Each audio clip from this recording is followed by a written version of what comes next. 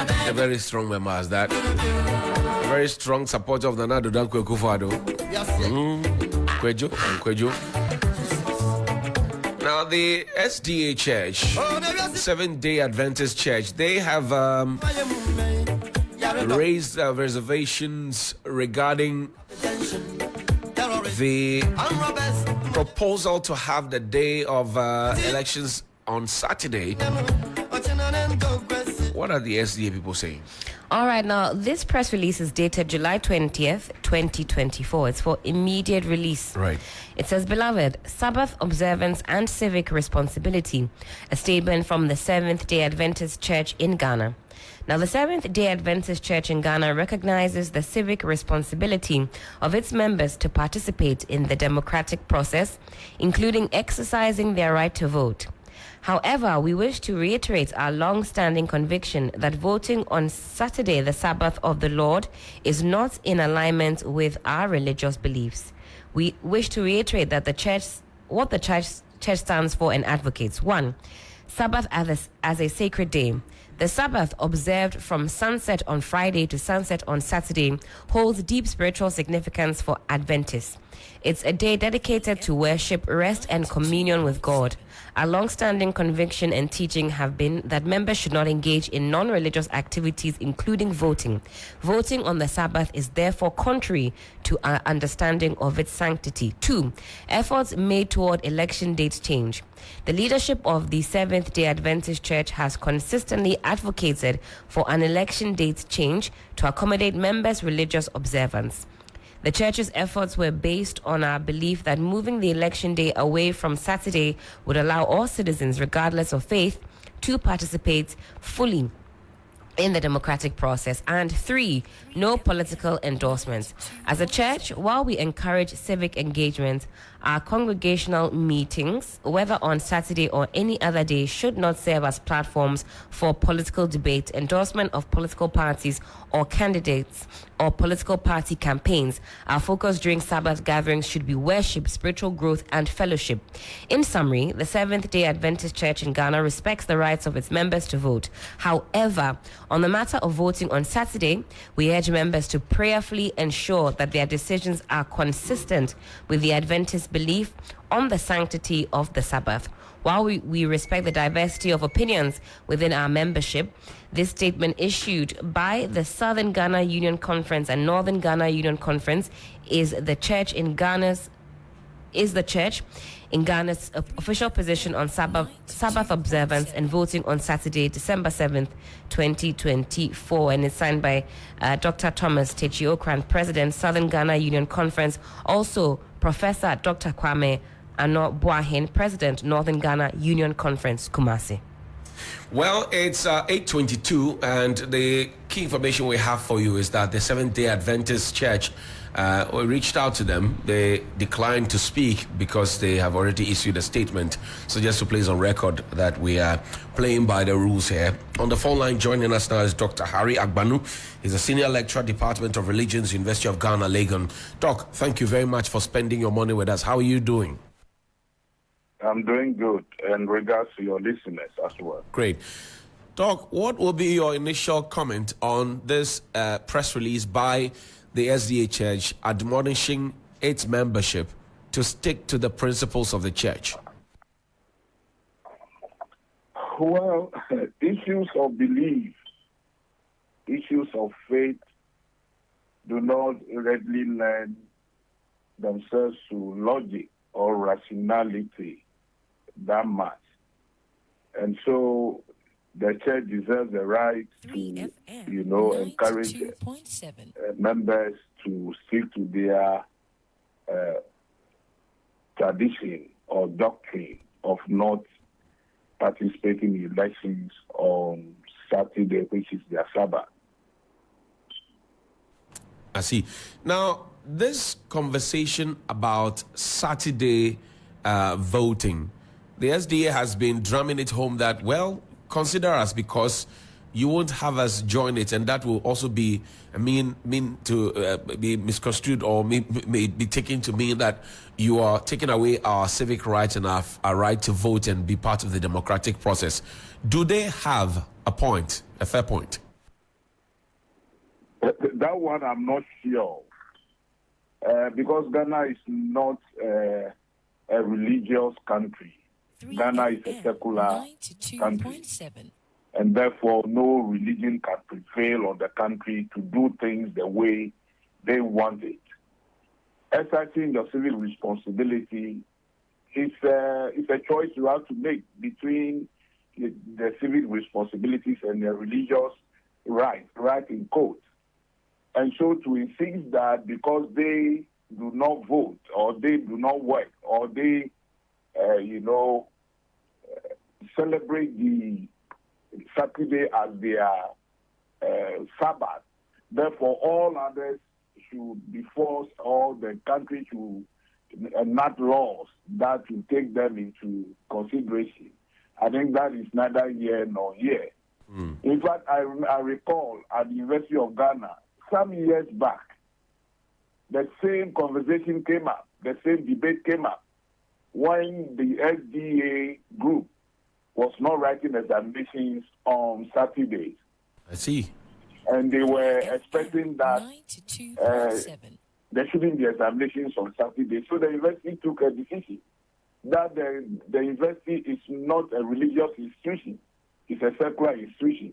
And so they started writing exams on Sundays as well.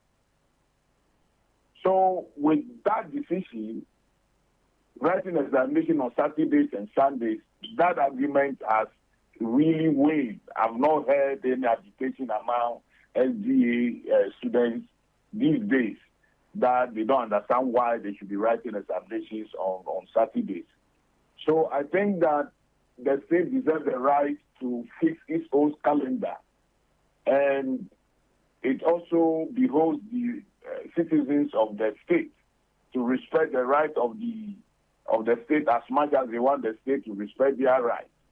And so I'm not sure that it will be feasible for the state to decide that because SDA says they will not vote on Saturdays, and therefore they are moving the day to some other day. In my view, Fridays are observed by Muslims. That's correct. And Christians, other Christian groups observe Sundays. And traditionalists also observe certain days that they are sacred to them. Right. And so if we want to follow these kind of requests and want to please religion, then there will be no day that will be acceptable to all Ghanaians. And it is important that the church is realizing that there are divergent views as far as this issue is concerned among themselves.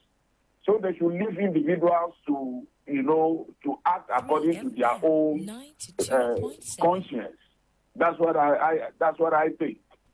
Doc, now you have set the religious standpoints and said a vehement no. The bigger conversation now is how we balance religion or our beliefs, the dogma, the ritual ceremony, all of that with our civic responsibility. Now, somebody says that this proposal of voting on Saturday has come to the fore because we want to see more people turn out to vote. We want to see a lot more people participate in the democratic process. Is it time now, if all these religions are holding on to the days that they are supposed to worship and to serve their God, then is it time now for us to have a public holiday on the day of voting? Would you push for that? If a public holiday, will the public holiday be on Sunday? Will it be on Friday? Will it be on Saturday? On what day? Will it be on Tuesday? When some religious groups also think that that day is sacred to them, they cannot do anything. You see, the problem we have is to the kind of duality that we hold on to, that we have spiritual things separate and then material things separate. If we understand that even performing your civic responsibility is a religious obligation, right? Then, I'm not sure we'll be going into this argument.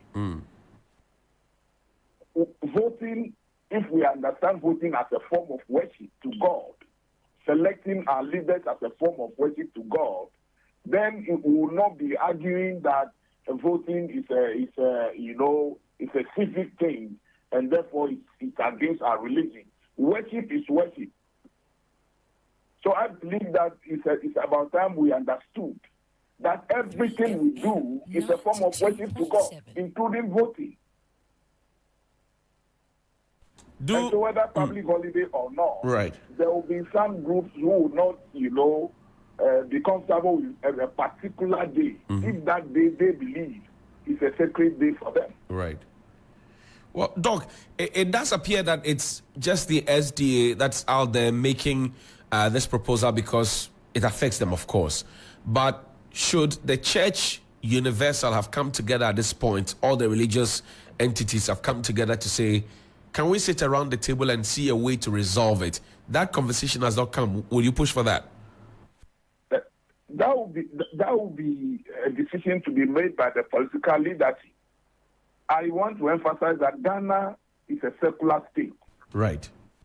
And of course, religion plays so much role in our country as a people. And so there should always be some understanding between political actors and also the religious actors. But for one to begin to decide that they want to impose their will on the state, it will be difficult because we have divergent views on these issues, even within the same church organization. And so I believe that the state should make the rules cognizant of the various divergent religious plurality that we have in our country. At the end of the day, we should all be willing to make compromises in the name of the state. The survival of the state is also the wish of God that we all worship.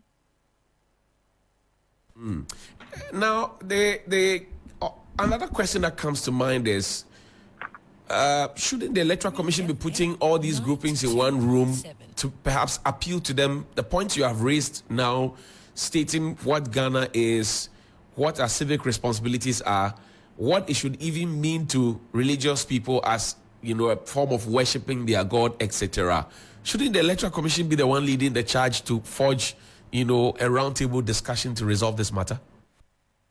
I think the religious leaders themselves should sit up and have these discussions so that they can come to a certain agreement, a common agreement, that they can present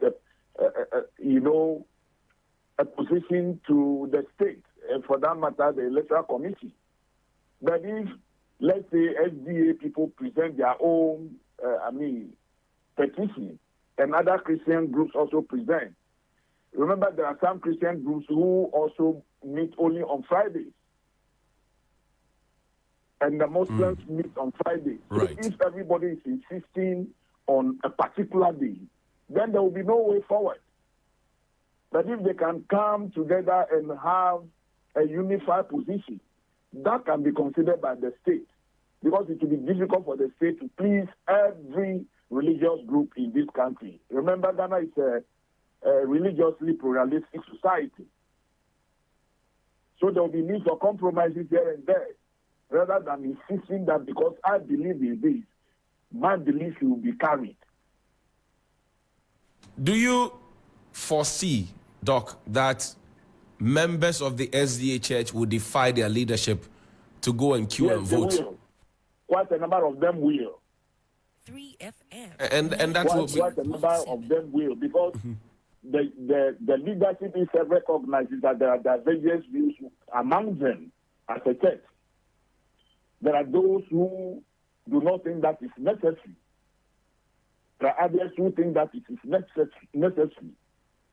And so the leadership can take a position, but whether that will be carried out by the entirety of their membership is something we need to wait and see. But I can assure you that there are members of the SDA Church who think that this attitude does not help in any way, and therefore they will defy leadership and go and vote on that day. Doc, I thank you very much indeed for your time. Dr. Harry Agbanu is a senior lecturer at the Department of Religion at Legon. Thank you very much, Doc. We're grateful. Ladies and gentlemen, this is your Pastor Donzi, and I bring you greetings from the Church of Christ. Also, one once again, my friend Pastor Donzi, our Mawana, this is the day, a new day the Lord has made. Let us be glad and believe in Him. Lord, we thank you for goodness. We thank Dr. Jonathan Asante-Otri is a senior lecturer at the University of Cape Coast. Is a political scientist. Doc, good morning. Thank you for your time. Good morning, Johnny. Political analyst. Yes. Political scientist. Great. Now, the first question is, I am an SDA member. Do I listen to my church or do I do my civic duties enshrined in the Constitution as a Ghanaian? Well, 2.7. I think that when it comes to religion, let me say good morning to your listeners, 3FM. When it comes to religion, we are talking about people inflaming the passions of others. When it comes to religion, we are talking about belief. And if it is belief, then the reasonability is higher than commonsensical approach. But you see, religion must find space in the civic organization of the very person who is professing that particular religion. Because God does not construct roads, at least. I've come to see that. God does not build hospitals. We may have to dream of the idea of building a renowned hospital. And then our belief is that God is going to bless that. We may desire to build churches. And then God, I believe, is supposed to bless that. And God does not build church. Now, I don't want to quote man was made for this and not this for that.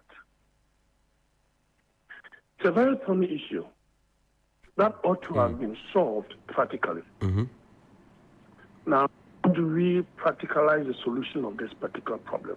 You tell me. And I think that I'm going to on the elders of the church, the leaders of the church,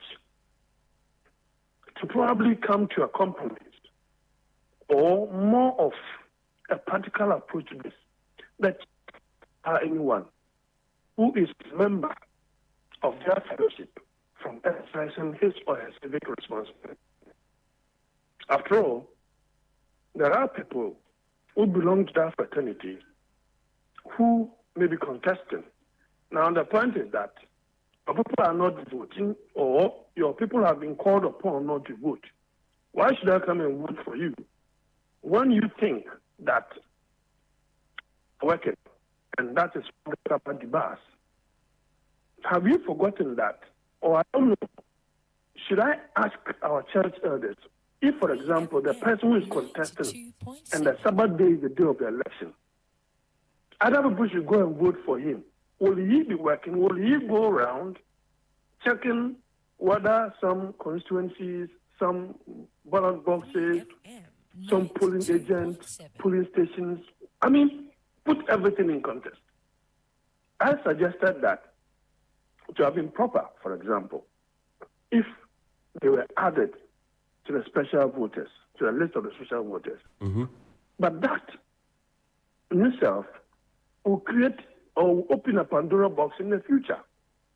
On any day within the 7 days, somebody can query it. It is in the wisdom of this that, for example, some years back, this issue of Sabbath was taken to court. And the law court pronounced that, and in respect to the University of Ghana, the law court pronounced that, look, the university is a secular institution. Therefore, on any day, if the university decides that exams should be written, all and suddenly should go and write exams. So today, as I speak with you, if University of Ghana starts examination, they write from Sunday, if it is Monday, Monday to Sunday, Sunday to Monday. On the Sabbath, there are still Sabbath people on the University of Ghana. If it falls on Saturday, do they go and write or they don't write? That constitutes work. Right. I think that is more of a progressive mindedness. Instead of being caged in the way and manner we are doing a strict interpretation of what the Sabbath constitutes. I don't want to bedevil them or begrudge them with respect to what should go into the Sabbath and what should not go into the Sabbath. But if your road in your area is bad, if you don't have hospital, if you don't have good school, you don't have good agricultural productivity, God will not come down from the heavens to come and do that for us.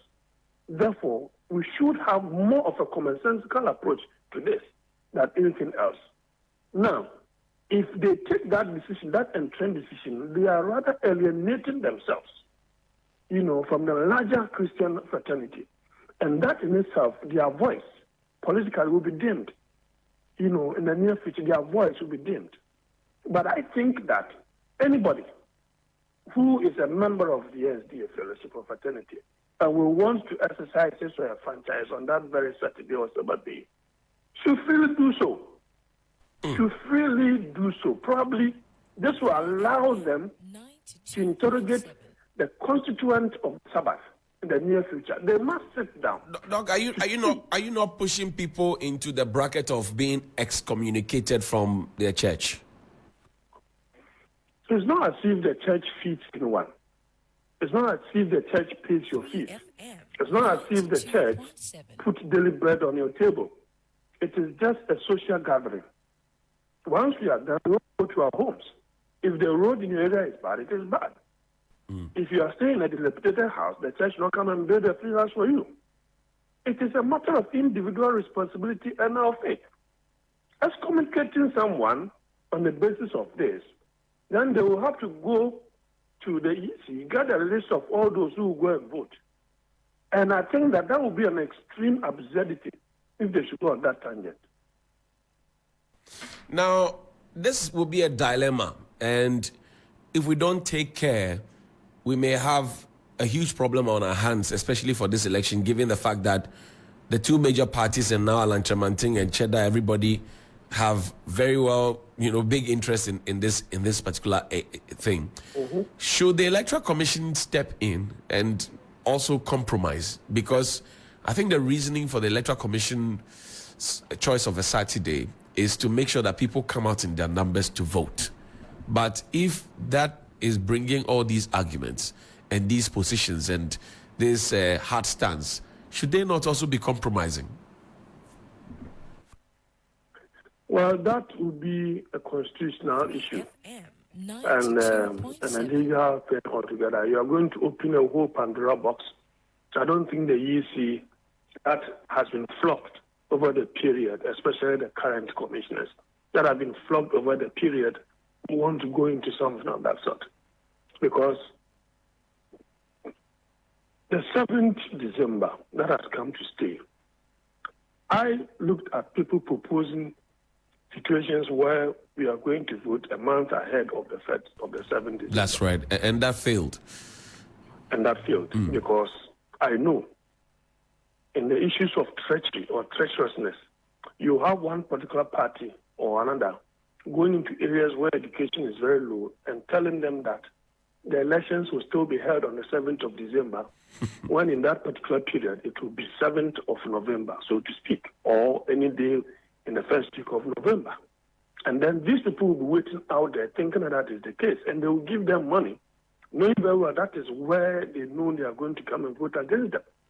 So to avoid and prevent this kind of mischief, we need to stick to that particular thing. Because whatever be the case, 7th of December in the next 2028 elections will not fall on a Saturday. It will fall on a particular day that will be sacred to a particular religious fraternity. We need not open a Pandora box that will not be able to close. It is just unfortunate. If the EC decides that they will want to add them to the special voters, they will have to qualify that so that that will be an opportunity for them to cast their ballot. That apart, even if it fell on a Tuesday, Monday, or Wednesday, It is not every SDA member who will be available to go and vote. And it's just unfortunate that it has come to this. That is why I'm of the view that, look, we all commit sins. God forgives us in our belief. So let's just say that for the sake of exercising our civic responsibility and issues that are dear to us and that issues that have certain consequences, we will want to say yes or no to this or that political party. We can go and ask God for forgiveness.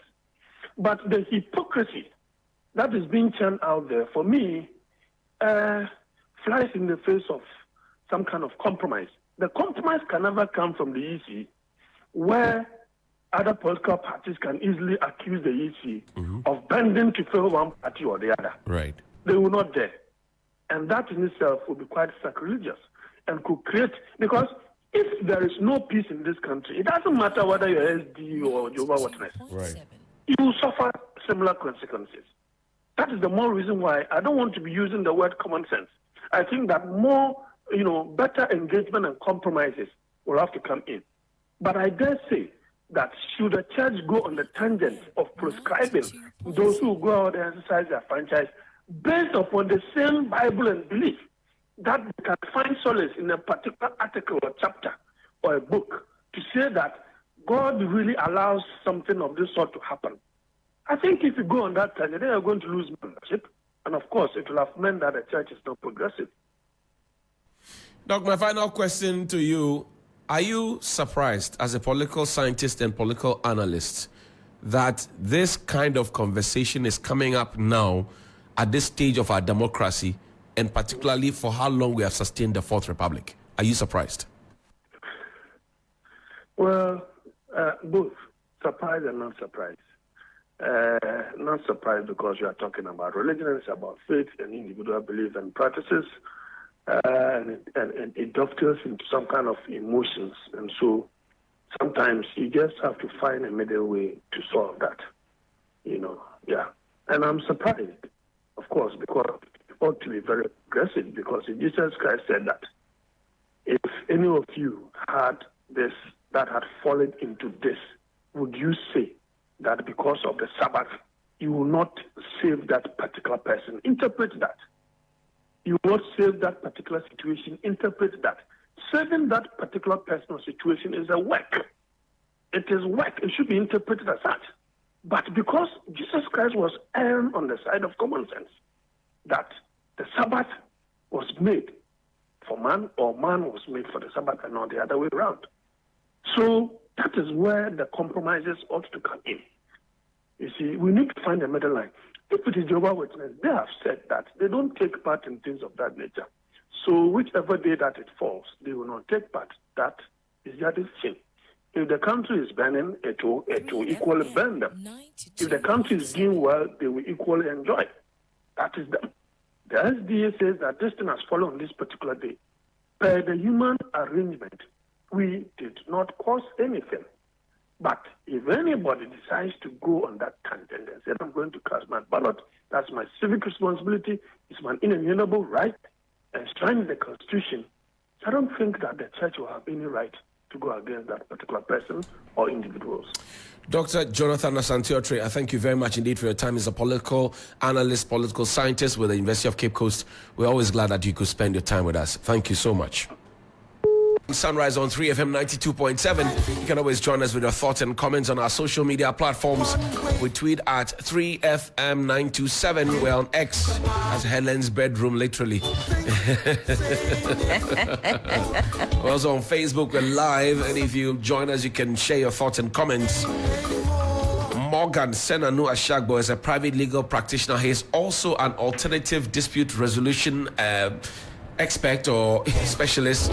Joins us on the phone line now. Counsel, good morning. Thank you very much for your time.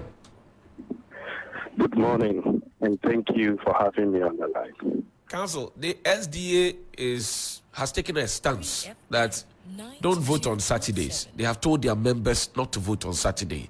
The Electoral Commission has made the proposal. It's a matter of, law. The country seems to be okay with it. You are the ADR expert. How do you bring your expertise to solve this pull and push before the quagmire gets mired? Thank you very much. And I must express my greetings and appreciation to your station and all listeners across the nation. This matter, I believe, has to be viewed in a very serious way. People may think it is ridiculous for such a group of persons or religious belief holders to take such a stand. But that's their belief. That's their religious stand on it. Now, when it comes to matters like this, in applying ADR or alternative dispute resolution mechanism to resolve it, or while people will also say appropriate means for resolving such problems, we must first look at their position. What is their position? Why are they taking stand in such position? It is their stand which is very important that we need to look at. Why are they doing that? If we are able to understand the reason for which they have taken such a stand, then we would be able to resolve the matter.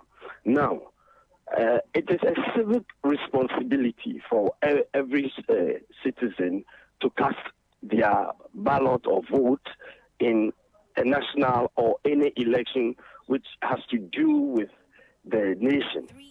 Now, it is also a right for a person to decide not to cast the vote or not to vote at all. It is a right of that person. Right. It is enshrined in the Constitution. However, in this matter, I believe that the government and also the Ministry of Chieftaincy and Religious Affairs, I believe there's a ministry like that. I believe government can go through that ministry to sit with the leaders of the SDA church to find out from them what could they have done differently, assuming they were in the position of government. What would they have done differently, or what do they propose to be done? If their stand is that because it falls on their religious worship day, they are not going to cast their vote, what can we do to sort of remedy the situation? So by that doing, we'll be able to understand their thinking, their position. Is the position that we would need to get their interest. If we are not able to get their position, we will not understand and tease out their interest. So for me, I believe it will be very important for government at this time to begin to judge on with them, to begin to go to them, overtures to them that we want to understand the reason. Why do you think, or why do you think if you do not vote in this coming election, it will not affect things or it would change things? Why do you think so? How could you have done it differently, assuming you have the power to do so? So these are matters that, for me personally, as a practitioner of ADR, government needs to go to them, find out from them. If we are able to get their position, then we'll know their interest, and then government will be able to deal with that. Thank you. Now, what the church is asking for at this time, is that what we need really in furtherance of the democracy that we are practicing? Look at how long we have sustained this fourth Republican democracy, the parties that have come and gone, the parties that have grown, the way people are developing in democracy. Afrobarometer recently released a research that says people, still have an interest in democracy and all of that. Is this a kind of thing we should be going back and forth about, really? Well, like I said earlier, people will say this is ridiculous coming from them. However, that is their position. Now, let's just suppose their stand, their position now, with the fact that is this we need at this time of our development of democracy? And a group of persons in a community somewhere would also hold placards or go on demonstration and said, if our roads are not fixed, we won't vote. If this is not done for us, we will not vote. Let's just suppose that and see. Somebody will say, would that also enhance, move forward democracy? No, it would not. Because by the fact that people have taken an entrenched or a certain stand, how would we develop if we are not all on the table to move situations up, especially coming to our democracy? These things must definitely happen in order for us to find solutions and find resolutions to them, and that will surely develop the democracy. If it doesn't happen, some of these things don't come up, we will not see the hidden things in the democracy we are all trying to champion and move forward to. So until some of these things also come up, then we are able to test it, that whether we have the ability, the capacity to resolve matters, to engage people, to negotiate with people. If we are not able to do that by those tests, then our democracy, how do we test it that we are growing or we are not growing? Thank you. Now, my final question to you is this. What if the church doesn't back down? Dr. Sanchotri just, who went off the phone before you got on, said he will advise the members of the church to defy this directive from the church and go and queue and vote. Would you say same?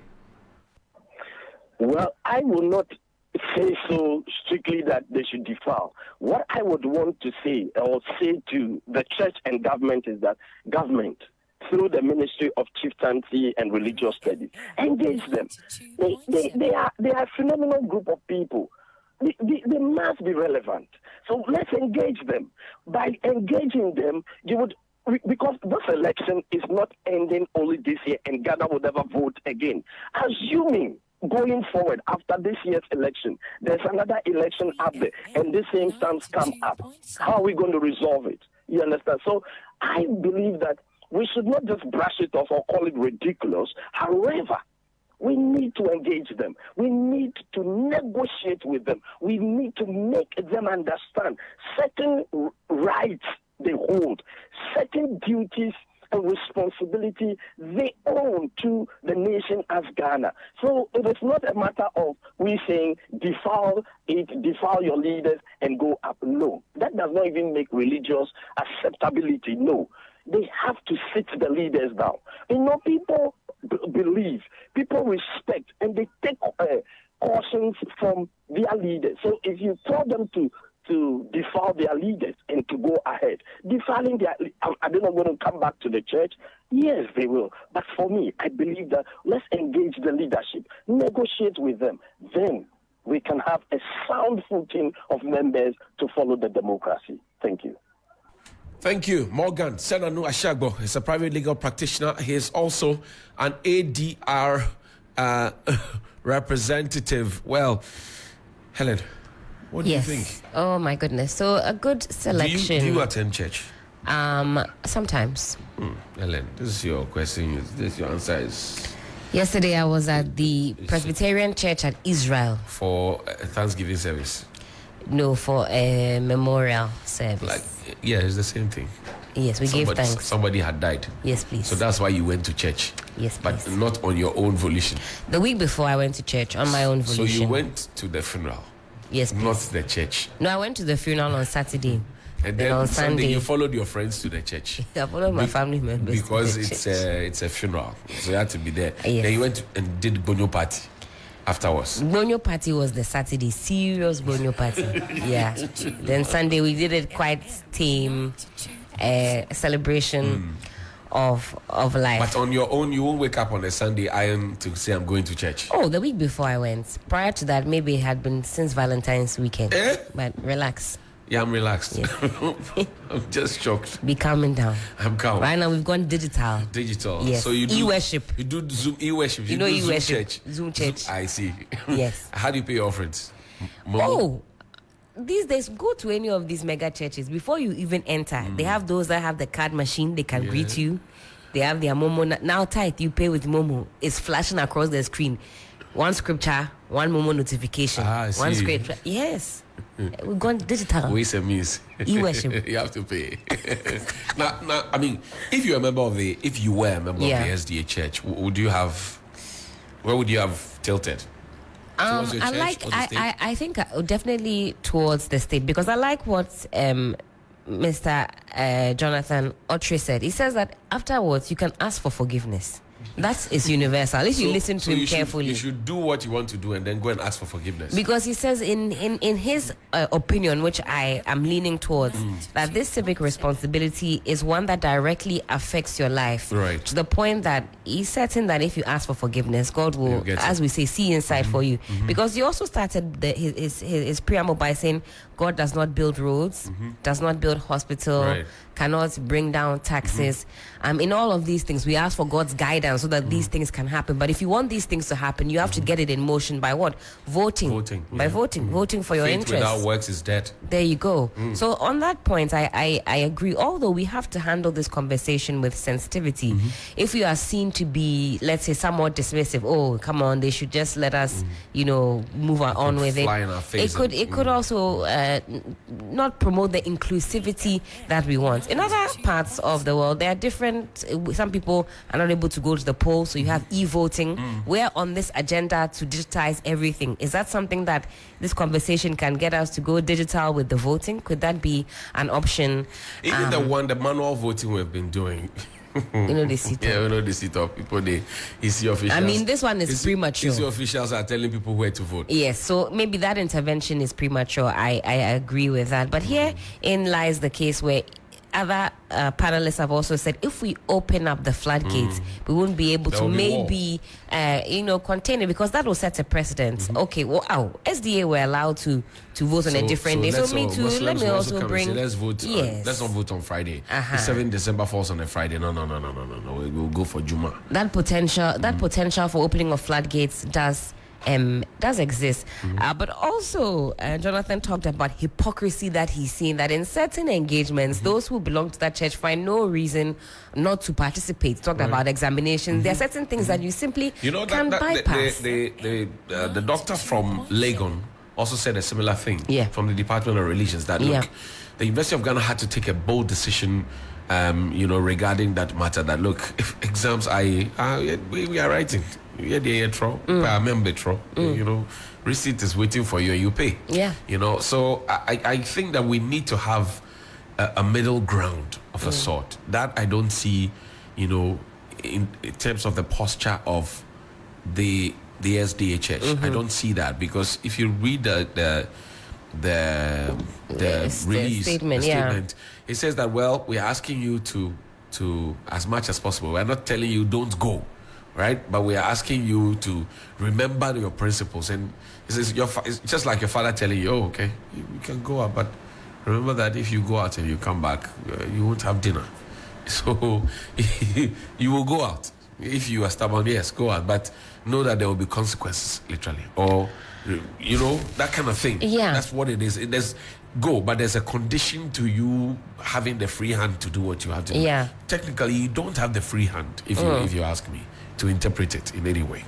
I don't know what other what concessions can be made apart from special voting, because that's what they are bringing to the table. That's their compromise, that they will present themselves if they have a chance to vote, let's say maybe on the Friday or something along those lines. If you put them on a special voting, even some of us who were media men, etc. I remember I was in the last election or the election before, we couldn't get our names on the special voters list. It was tough. Now if you say they should come and get on the special voters list, how do we identify them? And are we not going to, as Santi Autry said, are we not going to be opening up another kind of worms? So Muslims will come, Hindus will come, then Hare Krishna people will come, Anglicans will come, Methodists will come, Presbyterians will come, Catholics will join, and then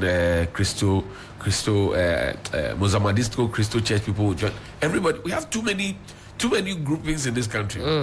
I think that the Peace Council at this point should step in and start having a certain conversation, with everybody, because so far what I don't see is trying to bring together all the religious groupings, even though the Peace Council board has that character. But this is the church proper.